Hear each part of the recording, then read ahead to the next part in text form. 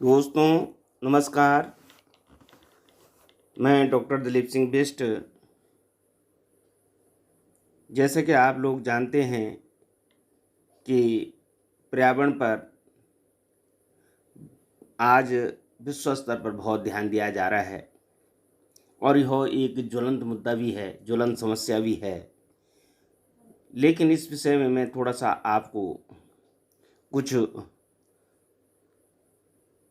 अपनी जो आस्था और पर्यावरण के आस्था और परंपराओं से जो पर्यावरण संरक्षण हुआ उसके विषय में बताना चाहूँगा।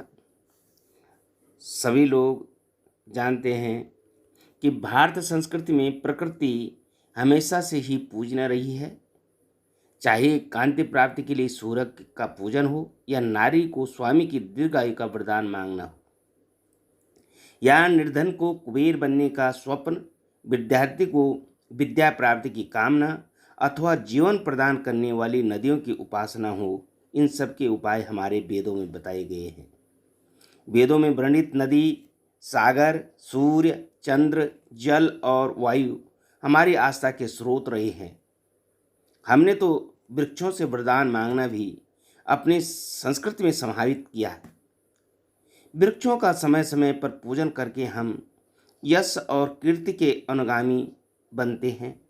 वेद काल में हमारे ऋषियों ने पर्यावरण संतुलन, जैव विविधता संरक्षण के सूत्रों के दृष्टिगत नदियों, पहाड़ों, जंगलों, पशु पक्षियों का संरक्षण प्रदान करने के लिए उन्हें किसी न किसी देवी देवता से जोड़ा गया है। माता भूमि पुत्रो पृथ्वी, अर्थात भूमि हमारी माता है, हम उसके पुत्र पुत्री हैं। वस्तुतः भूमि यानी भूमि की सर्वोच्चता को माना गया है। ऋग्वेद में लिखा गया है कि दौर्भव पिता पृथ्वी माता सोमो भ्रातृ स्वसा अदृष्टा विश्वदृष्टास्ति ते लयता सुकम, अर्थात आकाश को पिता, पृथ्वी को माता, चंद्रमा को भाई तथा अखंड प्रकृति को बहन तुल्य प्रेम और सौहार्द देना चाहिए। यानी ये सभी चीज़ें जो हैं हमारे लिए कितने महत्वपूर्ण हैं, इस विषय में कहा गया है। हमने जो वनों की पूजा करने का हमारे यहाँ विधान रहा है, इसको अगर हम रामायण और महाभारत जैसे आदि काव्यों के अनुशीलन में भी या उनसे पता चल जाता है। वनों व वृक्षों के प्रति लोगों के मन में न केवल प्रगाढ़ प्रेम था, बल्कि वृक्षों को पारिवारिक सदस्यों की तरह श्रद्धा, भक्ति तथा वात्सल्य प्रदान किया गया था। यानी पेड़ पौधों को लगाने के लिए, उनको प्रोत्साहित करने के लिए जो ऋषि मुनियों के विचार थे, जैसे वो कहते थे कि वृक्षारोपण करने वाले व्यक्ति की इस लोक में कीर्ति बनी रहती है और देहांत होने के उपरांत परलोक में उत्तम फल की प्राप्ति होती है। संसार में वृक्षारोपण करने वाले का नाम होता है और परलोक में उसका सम्मान पितृ करते हैं तथा देवलोक में चले जाने पर भी इस संसार में उसका नाम नष्ट नहीं होता। वृक्षारोपण के प्रति, पर्यावरण संरक्षण के प्रति इतनी गहरी सोच और इतनी दूरदृष्टता हमारे ऋषि मुनियों के पास थी, जो कि आज सर्वत्र लगभग नदारद नजर आ रही है। आपने देखा पीपल के बारे में कहा गया है कि पीपल को रोपने, रक्षा करने, छूने तथा पूजने से धन, पुत्र, स्वर्ग और मोक्ष प्राप्त होता है। अगर किसी ने पीपल को देख लिया तो उससे रोगों का नाश होता है, अगर उसको छू लिया तो पाप दूर होते हैं, और उसमें उसके नीचे उसके नज़दीक आश्रय ले लिया तो उसकी उम्र बड़ी हो जाती है।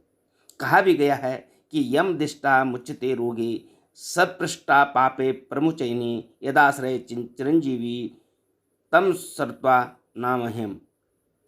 ये सब पीपल की उपयोगिता के बारे में कहा गया है। मत्स्य पुराण में कहा गया है कि 10 कुपो समाव्यापी 10 व्यापी समो हृदय, 10 हृदय समो पुत्रो 10 पुत्रो समो द्रुमो। यानी 10 कुओं के बराबर एक बावड़ी है, 10 बावड़ियों के बराबर एक तालाब है और 10 तालाबों के बराबर एक पुत्र है और 10 पुत्रों के बराबर एक वृक्ष है। यानी वृक्ष को कितना महत्वपूर्ण स्थान दिया गया है, ये आज हम कल्पना नहीं कर सकते। और हजारों वर्ष पूर्व हमारे ऋषि मुनि, हमारे पूर्वजों ने इसको कितना महत्व दिया था।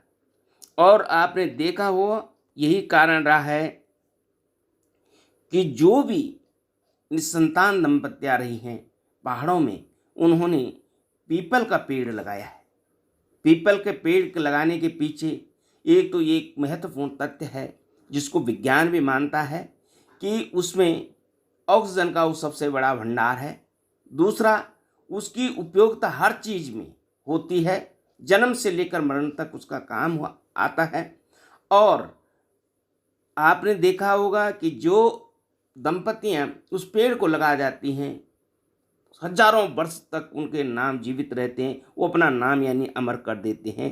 ये बहुत महत्वपूर्ण बात है। यानी जो हमारी लोक आस्था है उसमें वनों को कितनी महत्वपूर्ण दिया गया है, कितना महत्व दिया गया है कि वृक्ष हमारी संस्कृति में केवल वंदनीय नहीं है, बल्कि वो औषधीय गुणों से भी परिपूर्ण हैं। वैदिक ग्रंथों में अश्वगंधा, तुलसी, आंवला, हरड़, बेहड़ा की बड़ी महिमा है। इसके पत्ते, फल, छाल सभी रोगनाशक हैं। रक्त विकार, कफ, वात, पित्त, दाह, वमन, शोथ, अरुचि, विषदोष, खांसी, विषजोर, हिसकी, नशा रोग, कृमि, कुष्ठ, त्वचा श्रावण, अग्निदग्ध व्रण आदि अनेकों रोगों में इसका प्रयोग होता है। कहा भी गया है कि नाक्षरो मंत्रहीनो न मूलो च अनसतिया, यानी कोई भी ऐसा अक्षर नहीं है जो मंत्र न हो, और ऐसी कोई मूल यानी जड़ नहीं है जो औषधि नहीं न हो, किंतु इनको जांचने परखने वाले व्यक्ति दुर्लभ हैं। आपने और हम सब जानते हैं कि हम कहीं पर भी अगर हम देखते हैं तो आम, पैया, पीपल, तुलसी को कितना महत्व दिया गया। हर पूजा पाठ में इसका उपयोग है, यज्ञ में उसको उसकी लकड़ियां दी जाती हैं। और इस प्रकार हमारा जो वृक्षों के प्रति जो गहरा आत्मीय रिश्ता है वो उजागर होता है। और ये केवल हुआ है आस्था के बल पे और हमारी परंपराओं और जो हमारा धर्म में कहा गया उसके अनुसार। यही नहीं, जल के प्रति यानी जल का महत्व को देखते हुए उसको विष्णु भगवान कहा गया है, और इसी भावना से उसे अपवित्र करना पाप माना गया है। नदियों की पूजा का भाव हमारी लोक धर्म की विशेषता रही है। गंगा, यमुना, सरस्वती आदि सभी नदियों के प्रति पवित्रता की भावना हिंदू समाज में अनादिकाल से चली आ रही है। रहीम ने पानी के विषय में कहा है कि रहीमन पानी राखिए, बिन पानी सब सून, पानी गए न उभरी, मोती मानस चून। और गंगा के विषय में कहा गया है कि कुएं के जल से झरने का, झरने के जल से तालाब का, तालाब के जल से नदी का, और नदी से तीर्थ का, और तीर्थ से भी श्रेष्ठ गंगा का जल माना गया है। गंगे तब दर्शनात् मुक्ति, यानी गंगा के दर्शन मात्र से मुक्ति मिलती है। यही नहीं, गंगा नदी अपनी शुद्धिकरण क्षमता के कारण विश्व में प्रसिद्ध है। उसके पानी को लंबे समय तक रखा जाता है, वो खराब नहीं होता है। और ये जो शुद्धिकरण के बारे में है, ये ऐसा ही नहीं है, विज्ञान पर आधारित है। वैज्ञानिक मानते हैं कि गंगा में बैक्टीरियोफेज जो नामक विषाणु है वो अन्य हानिकारक जितने भी जीवाणु होते हैं उनको, या सूक्ष्म जीव होते हैं उनको जीवित नहीं रहने देता। यही नहीं, गंगा जो नदी है उसमें प्राण आयु की मात्रा भी, जो प्राण वायु है जिसे ऑक्सीजन कहा जाता है, उसकी मात्रा भी को जो मात्रा है उसको बढ़ाने या उसको बनाए रखने की असाधारण क्षमता भी होती है। मनुस्मृति में कहा गया है, नाप्सु मूत्र पुरुषो वाष्टवनो समुत्त सृजेत अमेद्य लिप्त मन यदा लोहित व विषाणु हुआ, यानी कि पानी में मल मूत्र, थूक अथवा अन्य दूषित पदार्थ, रक्त या विष का विसर्जन न करें। जैव विविधता संरक्षण के प्रति इतनी जागरूकता आज से सैकड़ों वर्ष पूर्व हमारी संस्कृति में देखने को मिलती थी, जो आज सर्वत्र नदारत है। यही कारण है कि विश्व पर्यावरण दिवस विभिन्न कानूनों, बड़ी बड़ी संगठनों के बावजूद पर्यावरण संरक्षण, जैव विविधता को बचाने में हम सफल नहीं हो पा रहे हैं।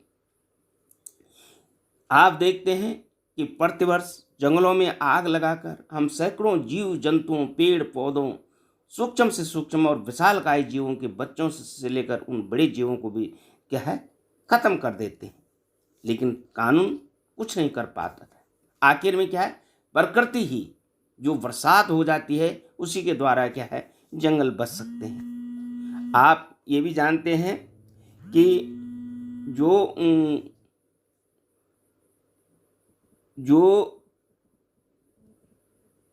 हमने जो आस्था के नाम पे और परंपरा के नाम पे हमने हर जीव जंतु को, आप सोच सकते हैं कि सांप को भी क्या है भारतीय संस्कृति में या हमारी आस्था में दूध पिलाने की परंपरा है। उसके साथ साथ चूहा, शेर, हाथी, बैल, इन सब की पूजा की जाती है। यानी कण कण में शंकर देखने की जो हमारी प्रवृत्ति रही, जो हमारी आस्था में रहा है, इसने पूरी प्रकृति को संरक्षण प्रदान किया है। और आज हम क्या हैं, इससे जैसे जैसे हम प्रकृति से दूर हटते जा रहे हैं, उसी का कारण है कि विभिन्न प्रकार की आपदाएं आज आ रही हैं।